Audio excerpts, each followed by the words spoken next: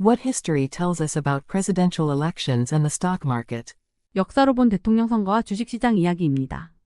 투자자들은 역사를 통해 공화당과 민주당 정부에서 각 섹터별 어떻게 그리고 어떤 성과를 거두었는지 알 수 있습니다.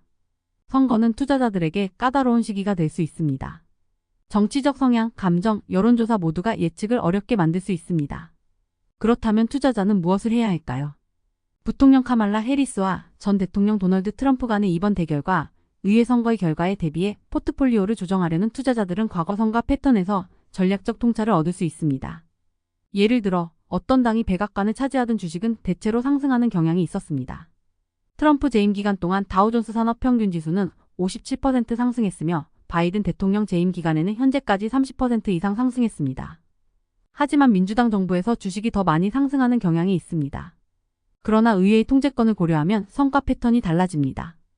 해리스 파이낸셜 그룹은 선거 전 모든 자산을 현금으로 전환하는 것과 같은 감정적으로 이끌린 절대적인 움직임을 피하라고 투자자들에게 경고합니다. 특정 당이나 선거의 영향에 대해 강한 감정을 느끼는 사람들에게는 자신이 소유한 부문을 검토하고 약간의 조정을 고려해보라고 권장합니다. 그럼에도 불구하고 시장 전문가들은 과거 선거가 투자자들이 다양한 선거 결과와 정책 가능성을 고려하여 움직일 수 있도록 안내할 수 있다고 말합니다. 역사로 본 대통령 선거 이후의 전체 시장은 어떠했을까요?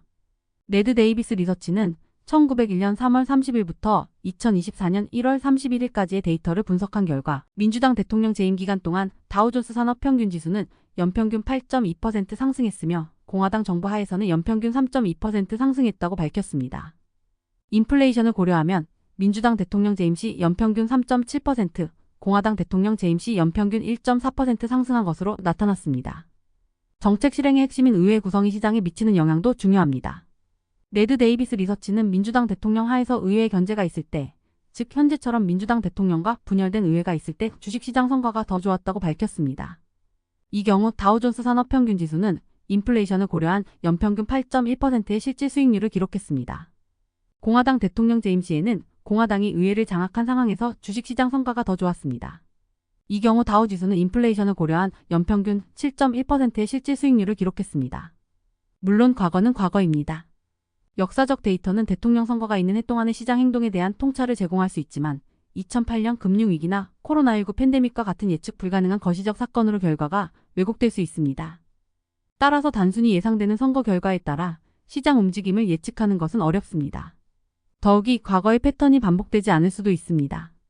모닝스타 인덱스는 장기적으로 시장은 수익과 현금 흐름에 의해 움직이며 정치적 이슈는 빠르게 배경으로 사라진다고 말했습니다.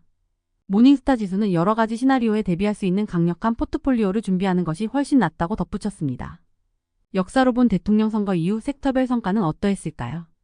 레드 데이비스 리서치에 따르면 민주당 대통령 후보가 당선된 초기 몇 달 동안 순환주가 다른 부문보다 더 좋은 성과를 냈으며 공화당이 승리한 경우에는 방어주가 더 좋은 성과를 냈다고 합니다. 방어주는 경제 상황에 상관없이 지속적인 수요와 안정적인 수익을 내는 기업의 주식을 말합니다. 방어주 부문에는 소비재, 헬스케어, 공공사업이 포함됩니다. 반면 순환주는 경기 호황 시 더 좋은 성과를 내는 소비재와 같은 기업의 주식을 말하며 이 부문에는 기초자재, 산업, 부동산 등이 포함됩니다. S&P 500의 11개의 부문 성과를 서로 비교했을 때 민주당이 승리한 후 6개월 동안 통신 서비스, 에너지, 금융과 같은 순환주 부문이 가장 높은 중간 상대 수익률을 기록했습니다. 이 데이터는 1972년부터 시작하여 2020년 마지막 선거까지의 기록입니다.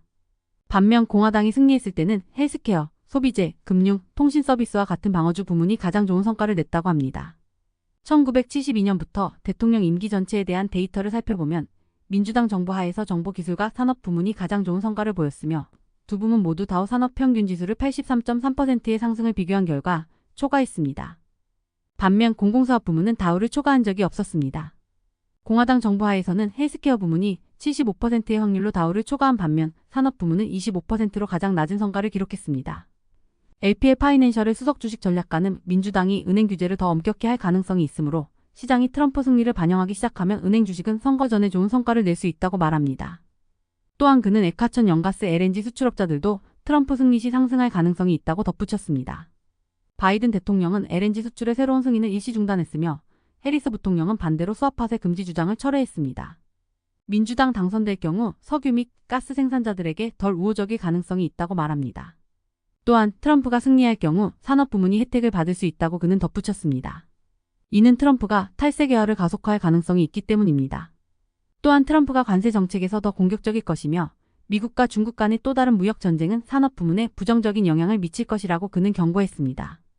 레드 데이비스 리서치에 따르면 헬스케어 주식은 대통령이 속한 당이 의회도 장악한 경우 성과가 더 나빴는데 이는 헬스케어 부문 전반에 대한 개혁의 위험을 반영한다고 합니다. 레드 데이비스 리서치는 헬스케어는 역사적으로 정책에 매우 민감하다라고 말합니다. 올해는 두 후보 모두 약가를 통제하려 하고 있으며 어느 쪽도 대형 제약사에게 우호적이지 않아 선거 결과에 상관없이 헬스케어 부문은 어려움을 겪을 수 있다고 말했습니다. 해리스 부통령은 이전에 메디케어 포올 제안에서 물러나고 오바마케어 시장과 메디케이드 확장을 계속 지원할 것으로 예상됩니다. 투자의 기본을 잊지 마세요. 궁극적으로 모닝스타의 레프코비츠는 대통령 선거에 대한 시장 반응이 항상 직관적이지 않으며 단기적일 수 있다고 말합니다. 선거는 진공 상태에서 일어나는 것이 아닙니다. 라고 그는 말합니다. 항상 여러 변수가 상호작용합니다. 요즘 가장 중요한 이야기들은 금리와 인플레이션입니다. 인공지능도 또 다른 변수입니다. 정책과 규제도 영향을 미치지만 고려해야 할 많은 요소 중 하나에 불과합니다. 예를 들어 2016년 투자자들은 트럼프의 경제성장 가속화, 감세, 규제 완화, 인프라 투자와 같은 공약을 통해 내수 지향적이고 경제에 민감한 소형 가치주가 혜택을 볼 것으로 예상했습니다. 그러나 트럼프가 당선된 후 2017년에는 소형 가치주가 최악의 성과를 기록했습니다.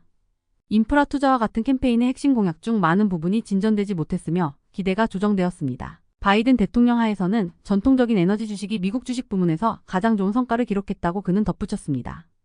그의 재생에너지 중심 정책을 고려하면 놀라운 결과입니다.